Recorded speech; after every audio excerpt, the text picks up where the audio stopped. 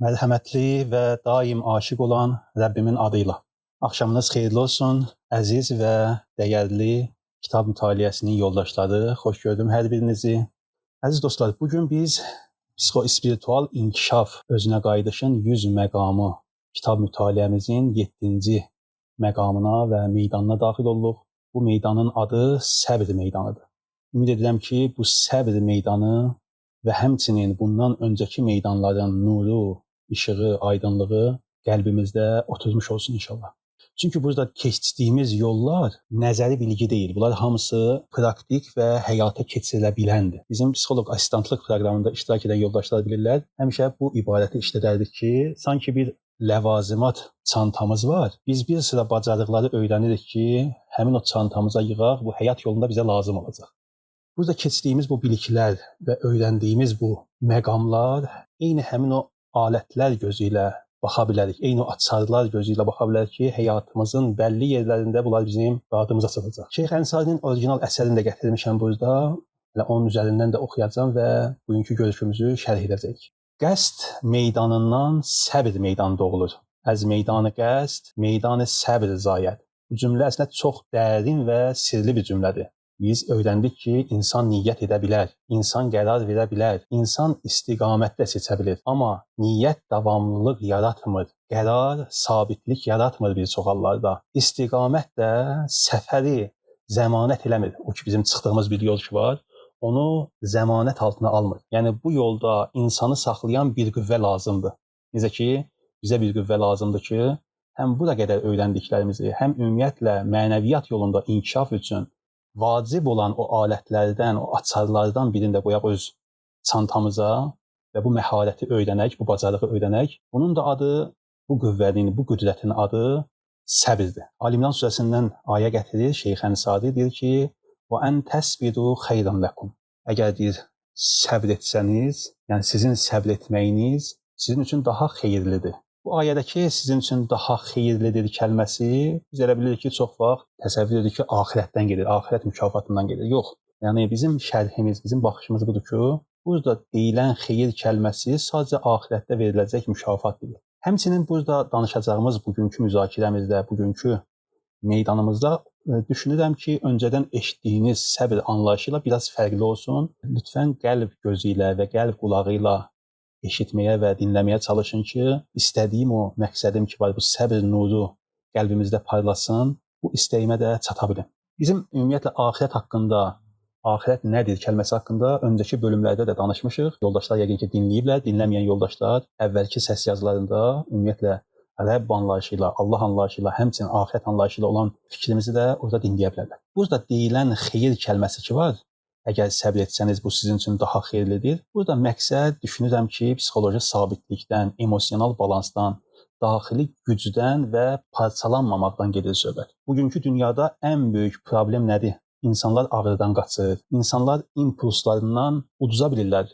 Yəni ətrafımızda baş verən reaksiyalandırıcı hadisələr ki var, qıcıqlandırıcı hadisələr ki var, biz onları uduza bilirik.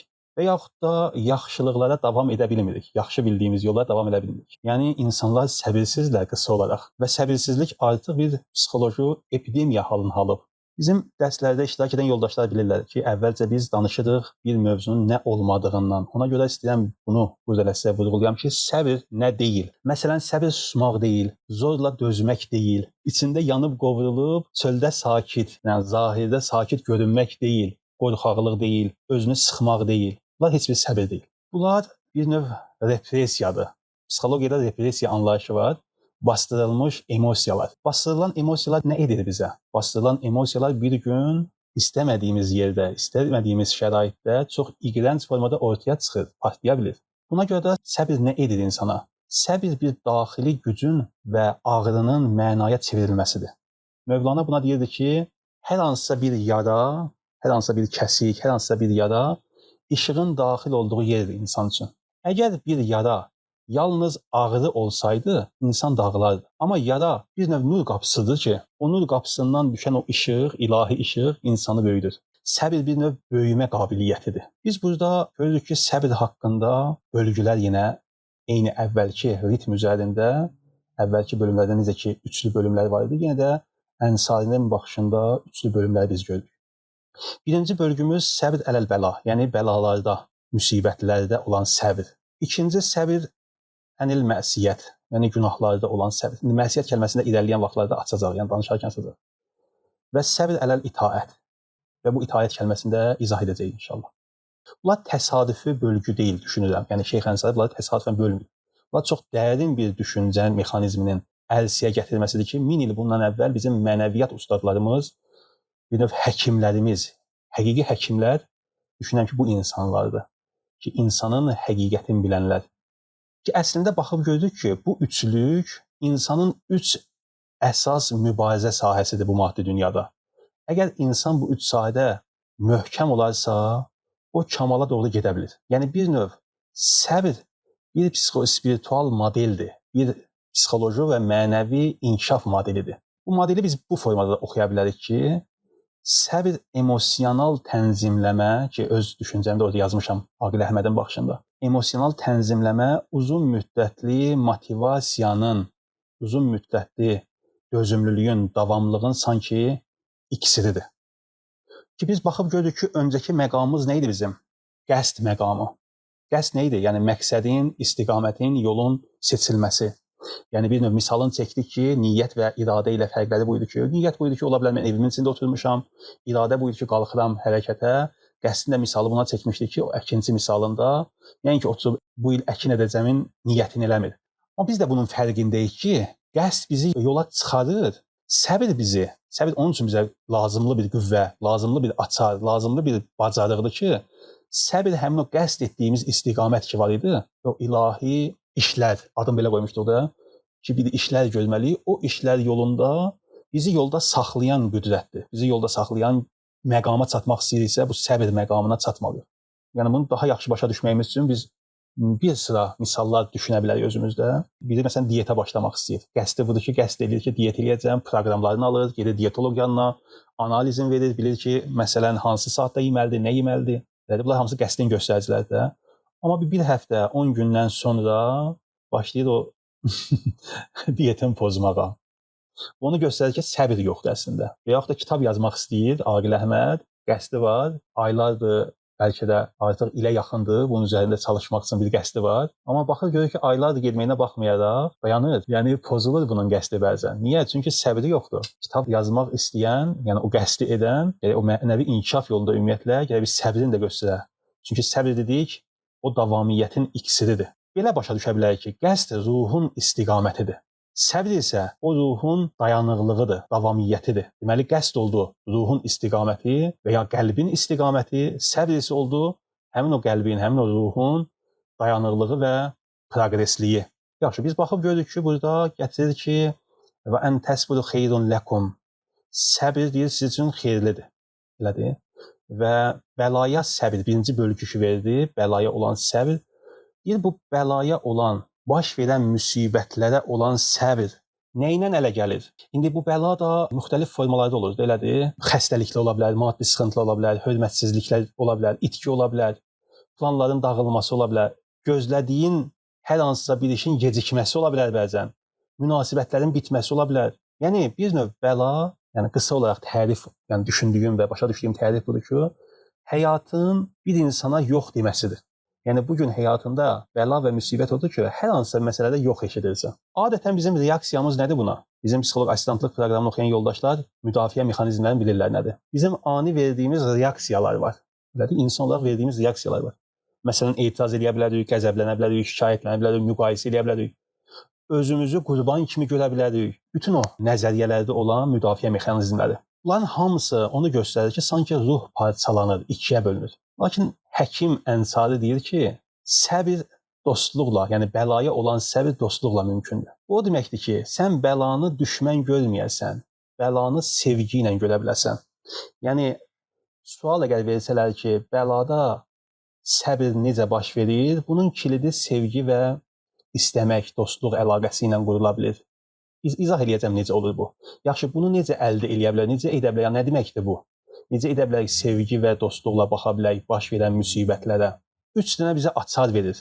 Deli yekta. Qəsdən özüm tərcümə eləməmişəm buna. O qədər ahəngli bir cümlə idi ki, əlim gəlmədi bunu tərcümə eləyim. Bunu biz deyə bilərik parçalanmamış qəlb, yəni birləşmiş qəlb. Əziz yoldaşlar, hazırda dinləyənlər və daha sonra təkrarını eşidəcək yoldaşlar. Həyatımıza baxsaq, bizim ən çox ixtişaşlarımız, davalarımız, problemlərimiz o zaman baş verir ki, istər ailə daxili, istər ictimai münasibətlərdə. O zaman baş verir ki, biz başqası ilə özümüz arasında bir fasilə görürük, yəni istəmirik. Əgər diqqət eləsəz, ailə münasibətlərində problemlərin yaranma mənşəyinə, yəni o davaların mənşəyinə o yerdə başlayır ki, həmin yerdə sevgi yoxdur. Yəni məsələn bir etiraz edirsən, ya bəy xanımla ya xanım bəyinə, ilk özünü müdafiə mexanizmi ki ortaya çıxır, bu o deməkdir ki, bu dil bir parça deyil, yekparça deyil, həmrəy deyil.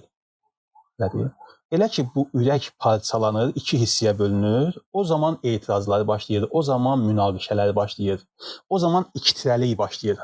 Amma elə ki insan baxdığı gözdə baxarkən sevgini görə bilsə, orada münaqişə mümkün deyil ki olsun. Bunun adı ümumiyyətlə mərifət elmində və mənəviyyat elmində buna deyirlər bəsirət. Həmçinin mən bu gecədən də bir neçə dua edəcəm Rəbbimə. Onlardan da biri budur ki, ilahi bizə bəsirət ver. Bəsirət gözün görmədiyinə deyirlər. Biz göz deyəndə həm də bu kognitiv ağlı nəzərdə tuturuq. Yəni şuurlu ağlı, məntiqli ağlı. Şuurlu və məntiqli ağıl bizə öyrədib ki, özü müdafiə elə. Toy adət-ənənələrimizdə də var da. Məsələn, boşqabı qoyurlar gəlinin ayağının altına ki, məsələn, gəlin o boşqabı qırsın və yaxud da bəyin ayağını tapdalasın ki, sözü keçərli olsun, sözü üstünlüyü olsun. Kimi belə bir inanclarımız var hətta. Niyə? Çünki ürək bir parça deyil, ürək bütöv deyil. Bütöv ürəkdə mən-sən fikirləşmir.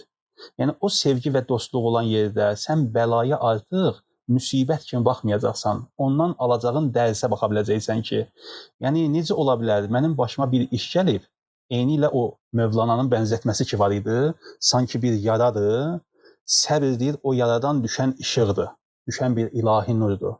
Necə oldu? Mənim başıma bir müsibət gəldi. Mənim müsibətdən sonraki halımla əvvəlki halımdan fərqlənməli idi. Yəni məqamım mənim ucalmalı idi. Niyə? Çünki bir qapı açıldı sanki, həmin o yara gözü ilə baxsaq da, oradan bir işıq düşdüsə mənə, bu məni böyütməli idi. Bu problem, bu yaranan maneə məni bir məqam, bir dərəcə yüksəltməli idi. Amma baxıb görürük ki, adətən bizdə belə olmur. Bizdə o müsibətə ilişib qala bilirik axı. Adətən iki səs gələ bilər də içimizdə. Məsələn, bu ədalətsizlikdir, bu mənə qarşı olan haqsızlıqdır. Niyə mənə oldu bu hadisə? Niyə mən? Bütün bunlar hamısı o deli yekta olmamağın əlamətləridir. Bütün bunlar hamısı kognitiv zehnin düşüncələridir ki, özün başqasından ayrılsın. Yəni ortada sevgi olmasın. Sevgi olmayan yerdə də mütləq şəkildə nifrət var, mütləq şəkildə özün müdafiə var, qəzəb var, partlama var, qırağı tökmə var. İkinci, bunu əldə etmək üçün elmi lətif və yaxud da lətafət kəlməsi. Buna elmi barik, əgər görürsünüzsə oxuya bilənlər, hal-hazırda üstünə qoymuşam. Elmi barik kəlməsindən istifadə edir. Elmi barik həmin o lətif elmlərdən gedir. Ümumiyyətlə, mənəviyyat elmində bir həkim 3 elmə sahib olmalıdır. Onlardan birincisi bəsirətdir, yuxarıda qeyd elədim onu. İkincisi lətafətdir, üçüncüsü də fərasətdir. Elmi barik nə deməkdir? Yəni incə elm, lətif elm. Məgər bizim qəliz elmimizdə varmı? Bəli, bizim qəliz elmimizdə var. Qəliz elm nədir? Bütün bu günləri şuurlu şəkildə öyrəndiyimiz hər şey qəliz elmi sayılır. Riyaziyyat elmi, fizika elmi, kimya elmi, keçdiyimiz psixologiya dərsləri. O elmlər ki, zehinlə öyrənirik, onlar hamısı sayılır qəliz elmlər. Yəni, o üçün əziyyət çəkməlisən, məşəqqət çəkməlisən, əzbərləməlisən. Məsələn, bir xanım sürücülük öyrənmək üçün əvvəl məsələn kitabını oxumalıdır, sonra yavaş-yavaş yanında bir nəfər oturmalıdır, onun yanında təcrübə eləməlidir. Sonra ilk günlərdə nə edir? Hələ 20 metr adama qalmış, bir 10 dəfə tormuz eləyəcək. Elə 20 dəfə götürüb əyləci basacaq həyəcanından. Niyə? Çünki qəliz elmini öyrənib baxı. Elm lətif isə odur ki, məsələn, və əlləməl Adəmə kullə şey. Biz Adəmə deyir, hər şeyi öyrətdik. O elmlərdir ki, onu qəlblə öyrənirik. Lətif həm də bir incə deməkdir, incə bir pərdə kimi deməkdir. Yəni, həqiqətlə bunun arasında sanki bir pərdə var. Biz elm lətafətə bir çox hallarda elə bayaq adını çəkdiyim qəliz elmlərlə çata bilirik. Məsələn, bir neçə müddət, bir neçə il davam etdikdən sonra eyni mövzuya insan beynində neyronlar sanki o cığır kimi, bizim təlimlərimizdə bunu cığıra bənzədirdik də, davamlı bir məsələn taxıl zəminin gözünün qabağına gətirin. Əvvəl məsələn keçmək olmur onların arasından. Elə ki məsələn bir dəfə, 2 dəfə, 10 dəfə, 20 dəfə gedən gələn oldu o sahənin içərisindən. Orada bir cığır açılır, bir yol açılır. Yəni mümkündür ki biz bu elmləri, hətta bu mənəvi elmləri təkrar etməklə elmi lətafətə çataq. Bu da nə deməkdir? Yəni niyə əhəmiyyətlidir burada? Biz qeyd elədik axı, bəlalarda səbr etmək, sevmək yolu ilandır. Biz adət halına sala bilsək ki, gündəlik baş verən balaca işlərdə, balaca sadə problemlərdə dilimizdə şükr edə bilək, həmd səna edə bilək, yəni bunu məşq eləyə bilsək elmi lətafətlə, çevriləcək bizim o şuur altımıza və artıq biri yolda məni qışqıranda ki, ey, mən dərhal qaşqabaq eləməyəcəm, yəni şuurlu, mənə nə öyrədiblər? Mənə öyrədiblər ki, özünü müdafiə elə, sənə qışqırana sən də qışqır, səni qaşqabuğa elə, sənə nalayiq söz yəni sən də özünə qaytar. Elədir. Amma artıq sən elə bir məqama çatırsan ki, fərqi yox, sən nə deyəndə sən can deyirsən, sən nə deyəndə sən eşq deyirsən. Sənin dilin candan, eşqdən başqa, Allahdan başqa heç nə demir. Yəni artıq elmi lətafət, lətif elm ki deyə, çevrilir hopur sənin canına və varlığa. Necə ki biz bilirik ki, bəlanın səbri sevgi qurmaqlandır. Bunun yolu nədir? Bunun yolu indi öyrəndik. İndi öyrəndik hələ ki bizdə mələkə halına çevrilməyib. Yəni gərək fikirləşək. O xanımın maşın sürmək misalını keçəkdimi? 20 metr hələ maneəyə qalıb, bu 10 dəfə tormuz eləyəcək əvvəldə. Və yaxud da ailə münasibətlərində ki problem yaranır, biri indi sənin könlüyə uyğun bir söz demədi. Yəni cütlüklərdən biri, məsələn, hər hansısa bir söz ki, sənin xoşuna gəlməyən bir şey oldu. Biz niyə dərhal atırlıq ortalığa? Yuxarıda bilindir ki, ürək hələ bir parça olmayıb. Lətafətdə də budur ki, sən bu bildikləri, bu sevgidən, eşqdən, nə bilim, sən mənim canımsan, cicimsən, gözümsən deməklər, bu da sənin qəlbində oturmayıb hələ. Sən dərhal şuurlu şəkildə və başla məntiq yürütməyə. Elə ki, məntiq yürütməyə başlayırsan, məntiq yürütmək də özü bir növ müdafiə mexanizmləri də bizim dərslərimizdə olmayan yoldaşlara gedib araşdırarlar. Ki, müdafiə mexanizmlərindən biri də elə budur ki, dəlil gətirmək, sübut gətirmək, əsaslandırmaq, özü haqlı çıxartmaq. Amma eşq və sevgidə bunların heç biri yoxdur. Çünki sən bilirsən ki, bu bəla və müsibət qərardır o yaranın üzərinə düşən işıq kimi səni növbəti mərhələyə aparsın, səni böyütsün. Amma sən onun üzərində ilişib qalsan, yəni o problemdə ilişsən, o deməkdir, sən hələ ki o dərsi keçməmisən, o sinifdə qalmalısan və təkrar o bəlanı, o müsibəti dadmalısan. İkincisi, nur-u fərasətdir. Yəni fərasət nur. Fərasət kəlməsi hər hansısa bir hadisələrin baş vermədən öncə iyin almaq, iyin tutmağa deyirlər. Biz insan övladı olaraq bu inkişaf sivilizasiyasında ki bizim əcdadlarımız mağarada yaşayıblar, çöllüklərdə yaşayıblar. Onlar üçün bu mövzular hamısı daha rahat əl çatan idi. Fərasət dərin dərk etmədi, elə bir dərk etmədi ki, sən əlamətlərlə, nişanələrlə görə bilirsən. Bizim bir İrfan ustadımız var idi, deyərdi ki, mən illərdir fərasətlə yaşayıram. Yəni həyatım üçün heç bir plan cızıb eləmirəm.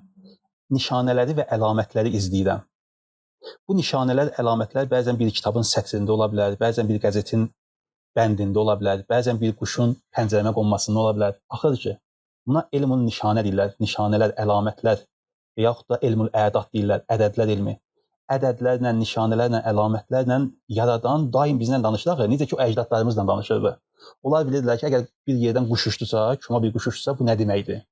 Əgər bir yerdən, nə bilim, bir ağacın başında yerlənsə, bir koldan səs gəlsə, bunlar bilirdilər və diqqətli ilə əlamətlərə baxırdılar. Bu müasir dövr yaşantısı başlayandan sonra ki, bizim təbiətimizlə də fasiləmiz uzaqlaşdı, biz həmin o nişanələri görməməyə başlayırıq. Bizim də cümlələrimizdə var, fərasətsiz adam. Yəni fərasət o deməkdir ki, hələ baş verməmiş hadisələri öncədən ehtimal verib dərk etmək. Məsələn, istixarə elmi deyirlərdi, elədir. İstixarə elmi də buna nişanələrindən biridir. İstixarə edirsən ki, gələcəkdə baş vermiş hər hansı bir işin xeyirli olub olmasın, Qur'andan, təsbihlə, ədədlərlə, nə ilənsə əldə eləyəsən. Fərasət elminə aid olan bölmələrdən biridir istixarə. Deməli, 3 əsas məsələ var ki, burada bizim öyrənməyimiz və Rəbbimizdən tələb eləyək ki, qəlbimizdə bu işığı aydınlatsın. Onlardan biri oldu bəsirət, ki, hər şeyi 2x2 beynimizdən təhlil eləməyək. Bəlkə qəlbimiz və ürəyimiz baş verən hadisələrdə birləşə bilsin, yekparça ola bilsin. Elmül lətafət Yəni incə elmdə bu oldu ki, o üçün nəyisə təhlil eləməyə ehtiyac yoxdur. O elm, yəni əgər bilmək istəsə bu necə olur? Bu ilahi bir də inayətdir. Biz sadəcə eləyə bilirik ki, bu yolda qeyd elədiyim kimi kiçik addımlarla bu gün baş verən hadisələri balaca səbr əlamətləri göstərə bilərik. Ayağımız divanın tininə dəyəndə dərhal üsyan eləməməklə məsələn başlayaq. Yəni kiçiklərdən başlayaq. Qabımız düşüb qırılanda dərhal başımıza gözümüzə çırpmayaq və yaxud da uşağın üstünə qışqırmayaq. Yəni bu kiçik müsibətlərdə, kiçik həyatın bizə dediyi yoxlarda özümüzü imtahan edək. Ta bu dilimiz, zehnimiz və şuur altımız, qəlbimiz bu məqama yüksəlsin ki, baş verən hadisələrdə dərhal ağzımızdan eşq çıxsın, can çıxsın. Yəni biri məni arxadan təhqiramiz çağıranda belə, əgər mənim varlığım eşqə çevrilibsə, mən qayıdıb onu kimi cavab verməyəcəm. Yəni məni söyəni mən də onun dili ilə ona danışmayacağam ki, bu günləri təəssüflər olsun ki, adət halını alıb və bu üçün də müəyyən statlar gətirirlər ki, əgər sən güclü göstərməsin, və bilərlər ki, zəifsən, zəiflik əlaməti kimi bilinir bu. Əslində zəiflik hələ budur ki, sən düşəsən başqasının oyuna, başqasının oyununa mübtəla olasan. Bundan böyük zəiflik yoxdur bu dünyada. Buna görə dua edirəm Rəbbimə ki, bizim hər birimizə bəsirət, lətafət və fərasət sahibi olmağı nəsib etsin inşallah. Ki, hər biri haqqında yoldaşlar daha sonra araşdırmalar edərlər. İkinci sütunu qeyd elədik ki, səbr ənil məsiyyət. Məsiyyət də oldu bir mənası günahlardır, xətalardır, səhvlərdir. Amma digər mənaları da var bu məsiyyət sözünün. Deyir ki, ya eyyuhəl-ləzine amenu, ey iman gətirənlər, ən təsbiru xeyrun ləkum, isbiru və sabiru kəlməsini gətirir burada. Deməli, bəlalarda gətirəndə isbiru gətirir, məsiyyətlərdə sabiru kəlməsi gətirir. İtaətlərdə rabitu kəlməsi gətirilir. Mən hər birinin açıqlamasının haqqında danışacağam inşallah. Deməli deyir ki, bu, yəni məsiyyətdə olan səbr bəlaya olandan daha çətindir. Niyə görə belə gətirir, yəni belə deyir ümumiyyətlə? Çünki bəla kənar amillərlə mübarizədir. Məsiyyət isə insanın özü ilə olan mübarizəyə səbirdir. Nəql edirlər ki, müharibədən, cəngdən qayıtmışdılar və Peyğəmbər səlavatullah həmin o ağır döyüşü, ağır cəngi kiçik cəngi adlandırır. Soruşurlar ki, niyə belə adlandırırsan? Deyir, çünki ən böyük cihad nəfslə olan cihaddır. Bu sadəcə günahdan səbir deyil. Təbii ki, məsiyyət deyəndə biz xətalar və günahları nəzərdə tuturuq. Amma qəzəb gələndə, çünki qəzəb özü də bunun içərisinə aiddir.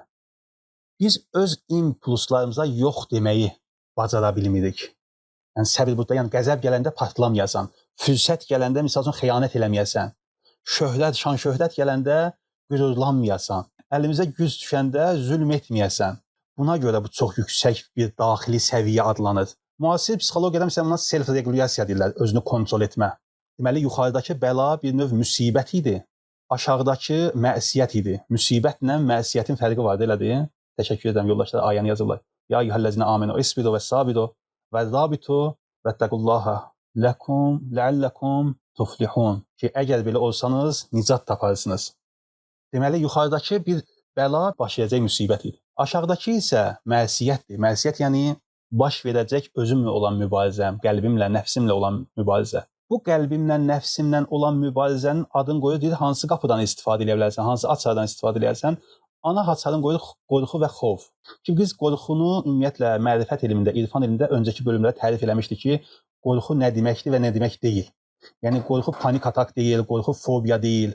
Bunlar haqqında biz öncəki bölümlərdə danışmışdıq. Ki, qorxu əslində o Rəbblə adamdakı əlaqənin itməsidir. Xof, bu günləri bir əzəmətli binanın qarşısında ki, necə özümü kiçik və cılız görürəm. Bax ki, indi mən bu ərşin sahibinin müqabilində nə qədər kiçiyəm və ondan ayrılmağım, nəfsimə uymağım məni hansı hallara sala bilər. Bu xofu yaratmağın bunun əlamətləri var. Hardan bilək ki, biz məsiyyətlərdə özümüzü saxlaya bilirik?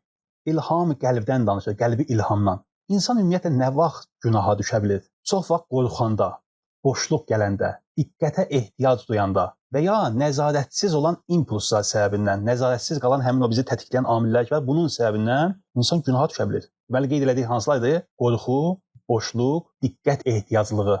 Amma insanın daxilində bir mexanizm var ki, bu mexanizmin adı olur vicdan. Bu vicdan qəlbin xəbərdarlığıdır. Şeyx Ənsari bu vicdanın adını qoyur ilham, qəlbi ilham. O qəlbi ilhamlar bizə kömək olur. Hər hansısa bir iş görmək istəyirsən bəzən, görürsən ki, sinən daralır. Başqa bir iş görmək istəyirsən, görürsən daxilində bir genişlənmə yaranır.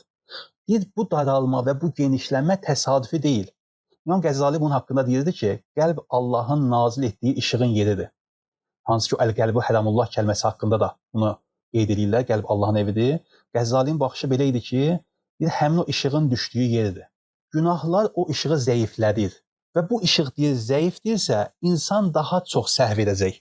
Yox, bu işıq əgər güclüdürsə, insan səhvə yaxınlaşanda içindəki həmin o siqnal yanmağa başlayacaq. Yəni o içindəki ilham səni oyatmağa başlayacaq ki, nə etkinə. Bizim self-esteem təlimimizdə olan yoldaşlar bilirlər ki, bu mövzudan danışırdıq ki, sanki sənin halqan bir varlığa bağlanıb və o bağlı olduğun halqa səni hər an, ləhzə bələhzə səndən nəinki pıçıldaşır, yox, səni hidayət edir. Və onun səsi hər səsdən daha ucadır, daha qatidir. O təlimi əldə edən yoldaşlar yəqin ki, bilirlər. Yəni, qəlb ilhamı, yəni həmin o hidayət səsini eşidirlər, o vicdanın səsini eşidə bilirlər ki, məsiyyət anda diyana bilsinlər. Xətalardan, səhvlərdən saxlaya bilsinlər. Çünki insan o zaman xəta və səhvə düşə bilir ki, ya qorxur, ya bir boşluqdadır, ya özünü sübut eləməyə çalışmaq istəyir. Amma bir insan ki, ilhamların səsini ala bildi və ondan sonra gəlir duanın qəbulu. Bu da çox maraqlı bir mövzudur, duanın qəbulu. Ümumiyyətlə, biz hardan bilə bilərik ki, necə dua elə bilərik ki, bilək ki, duamız qəbuldur?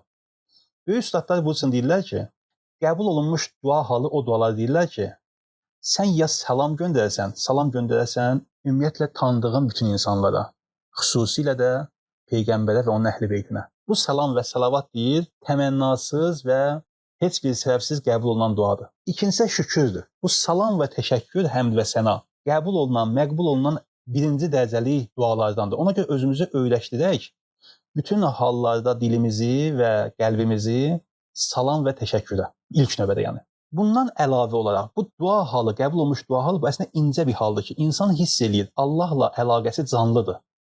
Və bu anda, yəni elə ki, başa düşdü ki, mənim Rəbbimlə olan əlaqəm canlıdır, yəni orqanikdir, yəni həyatdadır, ürək döyüntüsü var, yəni onu hiss eləyə bilir. O zaman insan ümumiyyətlə məsiyyətə doğru getmək istəmir.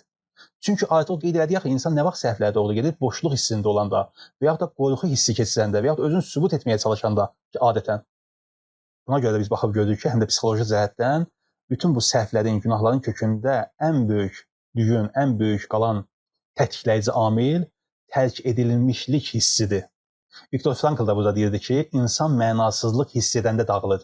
Elə ki, onun üçün heç bir məna olmasa, dağıla bilirdir. Əgər insan özünü mənalı əlaqədə hiss edirsə, bu zaman daxili boşluq azalır. Keçək üçüncüsünə, nur-u ismət, ismətin nuru. İsmət burada bilirsiniz də, ümumiyyətlə məsumluq. Sual verirlər ki, adi insanlar da məgər məsum ola bilərmi? Təbii ki, ola bilər. Təbii ki, yüksək bir mərhələdir. Başlanğıcda insan özünü zorla saxlayır, yəni əvvəlki mərhələlərində zorla saxlayır. Orta mərhələdə insan artıq çox istəmir, yəni istəyini azaldır. Son mərhələsində isə ismət, bir növ mənəvi immunitetin yüksəlişidir də bu. Son mərhələdə isə insan artıq edə bilmir. Sanki bir qoruyucu sistem yaranır. Daxili transformasiya. Jung deyərdi ki, kölgə ilə üzləşmənin, yəni artıq öz kölgənin əsiri olmursan. Deyərdi ki, kölgə ilə üzləşməyən insan kölgəsinin əsiri olar. Məsələn, biz bu günləri bilirik ki, çox nadir olar da, yəni elə bir insan ki, yəni xəstə olar, ruhi, psixoloji problem olar ki, geçsin kanalizasiyadan su içsin. Yəni, ismətimiz o həddədir ki, çəkinə bilirik. Amma ismətin məsiyyətdə olan, yəni əxlaqda biz necə istifadə edə bilərik? Biz Əhl-i Beytin həyatına, pak insanların həyatına baxanda görürük ki, onlardan belə bir mesajlar gəlir çıxdır ki, günahın və məsiyyətin, pis bir davranışın, pis bir əxlaqın həqiqətini görürlər deyə, necə ki biz iylənmiş əti, xarab olmuş, üfunət bağlamış bir sudan qidalanmırıq, içmirik. Onlar da məsiyyəti və günahı eyni ilə görürlər. Çünki Allah Teala məsələn qeybət haqqında danışanda nə deyir? Bənzədir onu bir cəsədə. Bunu yeyə bilərsiniz, yeyə bilmərik ki. Buna görə də elə ki insan qəlbində bu xofu, həmin o xofu ki biz öncəki meydanlarda izah etmişdik ki, bu qorxu və xof deyəndə nəyi nəzərdə tutur? Yəni sanki o sevgilindən aralı düşmək, o əzəmətdən ayrı düşməkdən gedir burada olan xof. Nəinki panik atakdan, nəinki fobiyadan gedmir söhbət. Yəni psixoloji xəstəlikdən gedmir. Bunun içərisində bir eşq var, bir sevgi var ki, sən istəmirsən o bağlandığın məhbubundan ayrı qalasan, ayrı düşəsən. Bir növ bir mərifət tapırsan ki, o mərifətin sayəsində ismətin nuru sənin üzərində düşə bilir ki, sən əxlaqi dizorderləri, əxlaq pozuntuların görə bilirsən. Buna həm də psixologiyada bizim saytımızda bir məqalə var. Şərəf etikası və yaxud da şərəf zəkası. Bir məqamdır ki, insan ona gəlib çatanda artıq o həqiqətən çəkilə bilir. Necə ki, biz alovun içərisinə və yaxud da artıq biraz şuurumuz dərk edəndən sonra, böyük insanlardan sonra gedib bilərəkdən toka toxunmuruq, yəni çəkinirik bu şeylərdən, ehtiyat edirik. İnsan günahlara da, xətalara da, səhvlərə də eyni ilə bu növ baxa bilir. Yəni o ismət nuru onun qəlbinə işıq saça bilir. Həmçinin dua eləyək ki, Rəbbimiz bizim həm qəlbimizlə ilham eləsin, həmçinin dualarımızı qəbul etməklə, məqbul olunan duaları dilimiz salam və təşəkkür etməklə zəngin olsun günahlar qarşısında, məsiyətlər qarşısında, həmçinin ismət nuru bizim qəlbimizə və ruhumuza işıq saçsın ki, biz baş verən hadisələrin, qarşımıza çıxan o zahirdə münbit şəraitlərin həqiqətini görə bilək və Rəbbimizə doğru sığına bilək. Üçüncü sütunu səbr ələ taət, yəni itaətdə, ibadətdə olunan səbr. Bunlar əgər diqqət eləsəz, 3 bölüm. Birinci bölüm başladı xarici sanki dünya ilə, yəni ətrafda baş verənlərlə. Sonra gəldi batində və öz nəfsinlə olan mübarizədən danışdı, öz meyillərinlə olan, öz nəfsinlə olan mübarizədən danışdı. Sonra gəldi itaət mövzusuna. Elədi. Sonra gəldi çatdı itaət mövzusuna ki, bu itaət mövzusu üçün də rabitu kəlməsinə istinad edir. Yəni həmin ayədə isbiru, sabiru və rabitu. Rabitu kəlməsi, rəbt kəlməsi ümumiyyətlə həm bağlanmaq deməkdir, həm möhkəmləndirmək deməkdir, həm davamlılıq deməkdir, həmçinin də bir sərhəd anlayışıdır. Sərhəd anlayışı necə ki, hər ölkənin bir sərhəddi var, o sərhədləri müdafiə edənlər var, qoruyanlar var və möhkəmləndirmə əsası üzərində gedir.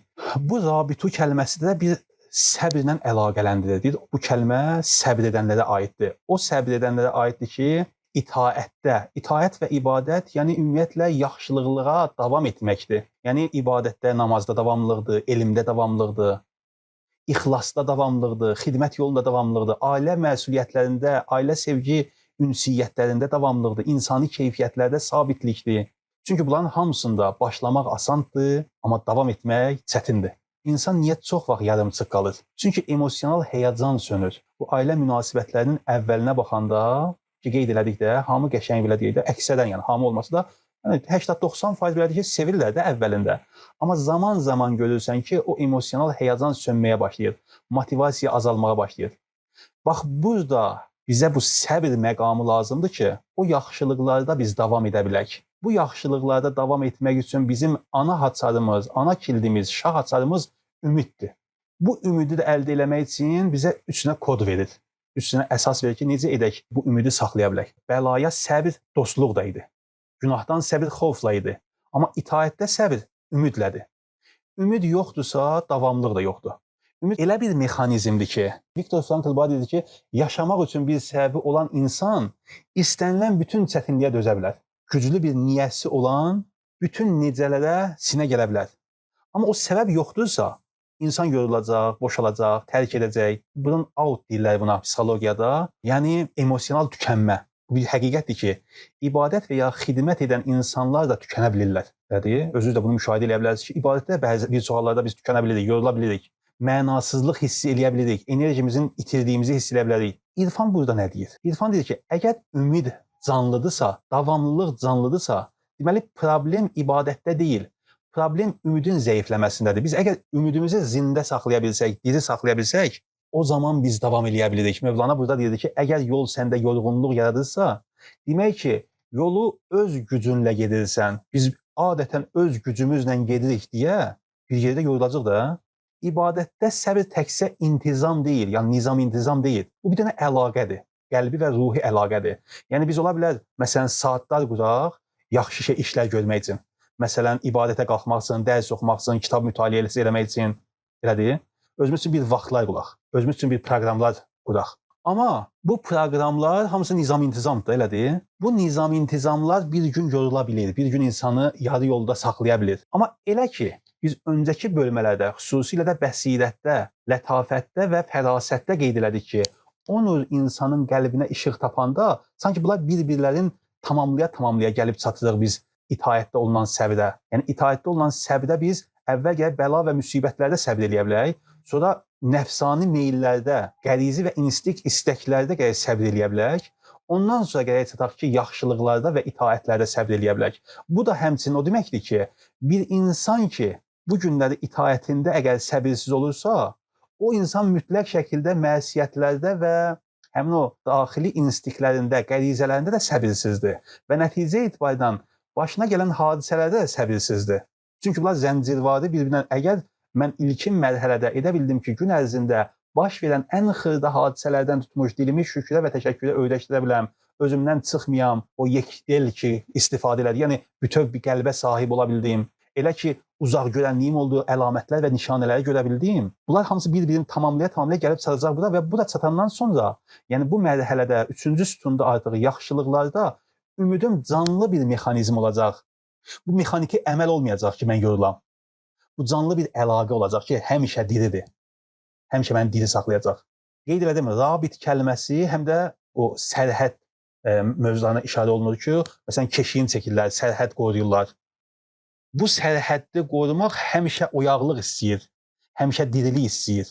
Şeyx Ənsari öz kitabında yazardı ki, bu səbir insanı 3 şeyə doğru meyilləndirər. Birincisi, bəlalardan uzaqlaşmasıdır. Bəlalardan uzaqlaşması deyəndə nəyi nəzərdə tuturuq? Bu mərhələyə gəlib çatan insan artıq İstər-istəməz onun həyatında bəlalar yoxa çıxmağa başlayır. Sanki bir qoruma mexanizmasının içərisindədir. Çünki artıq bəlanın mənası qalmayıb olsun. Bəla artıq adi insanların həyatında olan baş verən problemlər bu üçün artıq bəla hesab olunmur. Və onun həyatında hesaba gəlməyən ruzular görünməyə başlayır.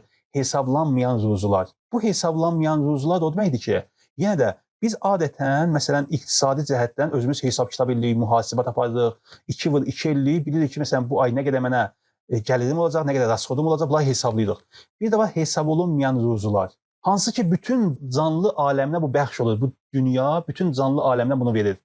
Mən illərdir, məsələn, bu küçə heyvanlarının, quşları zadı müşahidə edirəm, saatlarla müşahidə edirəm ki, bunlar həyatda qalmaq üçün xüsusi bir hesab kitab, riyazi bir tənlik, nə bilim, nə isə bilsinlər, hər hansısa bir mexanizmdən istifadə eləsinlər. Bunlar o sistemdə deyirlər.